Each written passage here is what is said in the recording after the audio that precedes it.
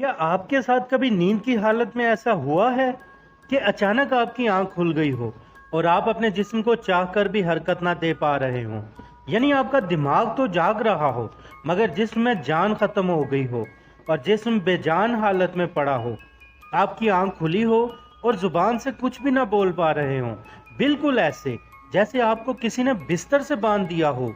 ऐसा लगता हो वो वक्त आपका आखिरी वक्त है और आपकी रूह जिस्म को छोड़कर जा रही है। ऐसी कंडीशन को मेडिकल साइंस तो स्लीप पैरालाइज कहती है, मगर दुनिया की मुख्तलिफ जगहों पर इस हालत के अलग अलग नजरिए पाए जाते हैं। चीन के पुराने लोगों का मानना था कि ये इंसान पर बदरूहों का हमला होता है, जिसे वो गोवा कहते थे। वेस्ट इंडीज में इस हालत को कमा कहा जाता है। उनके मुताबिक शैतान का बच्चा जिस्म पर हावी हो जाता है, जिस वजह से इंसान अपने जिस्म को हिला नहीं पाता।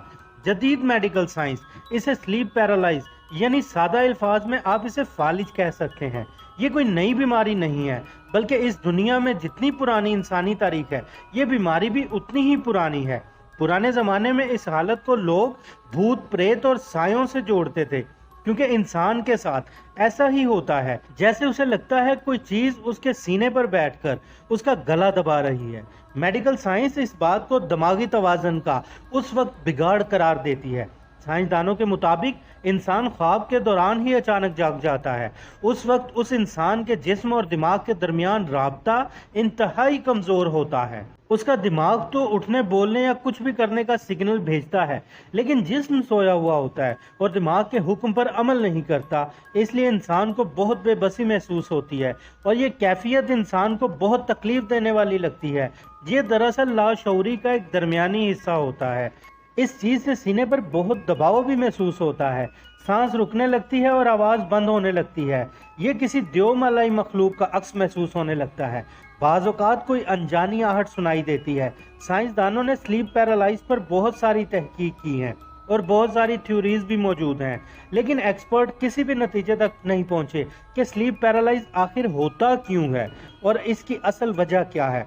दीन इस्लाम में इस बीमारी के मुतालिक एक अलग नज़रिया पाया जाता है। इंसानों के अलावा अल्लाह ताला ने एक और ताकतवर मखलूक का जिक्र कुरान मजीद में किया है, जिन्हें हम जिन्नात कहते हैं, और ये मखलूक हमारे साथ इसी दुनिया में रहती है, लेकिन इनका कोई जिस्मानी वजूद नहीं है।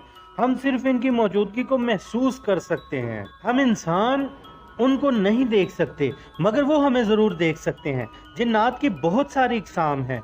कुछ जिन्नात मुसलमान जबकि कुछ काफिर और कुछ नेक और कुछ सरकश जिन्नात पाए जाते हैं। उनमें से बाज़ जिन मौका की तलाश में गंदी जगह पर रहते हैं ताकि वो इंसानों को परेशान कर सकें। इन्हें जिन्नात में एक नस्ल काबूस है। यही वो बदसूरत जिन हैं जो नींद के दौरान हमारे जिस्म पर हमलावर होते हैं। अगर आपके साथ भी ये मसला हो, जैसे सीने पर कोई भारी चीज़ रख दी गई हो, तो समझ जाएं ये काबूस जिन का हमला है। अरब इसे जथूम कहते हैं।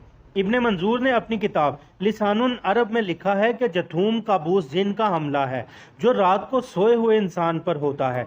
काबूस जिन के हमले के मुतालिक कदीम अरबों में बहुत सारे किस्से कहानियां भी मशहूर थीं। इसके अलावा यूनान और रोम के पेंटिंग्स में भी इस मखलूक के हमले को देखा जा सकता है, जिससे पता चलता है कि ये वाक़ये हज़ारों साल से होते आ रहे हैं।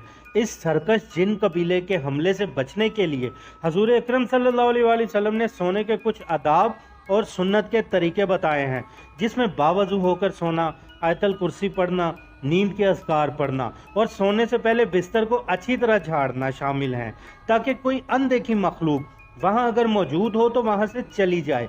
दाहिनी करवट सोना भी हजूर सल्लल्लाहु अलैहि वसल्लम की सुन्नत मुबारका है। ये इसलिए ताकि ये हमें जिन्नात के हमले से बचें।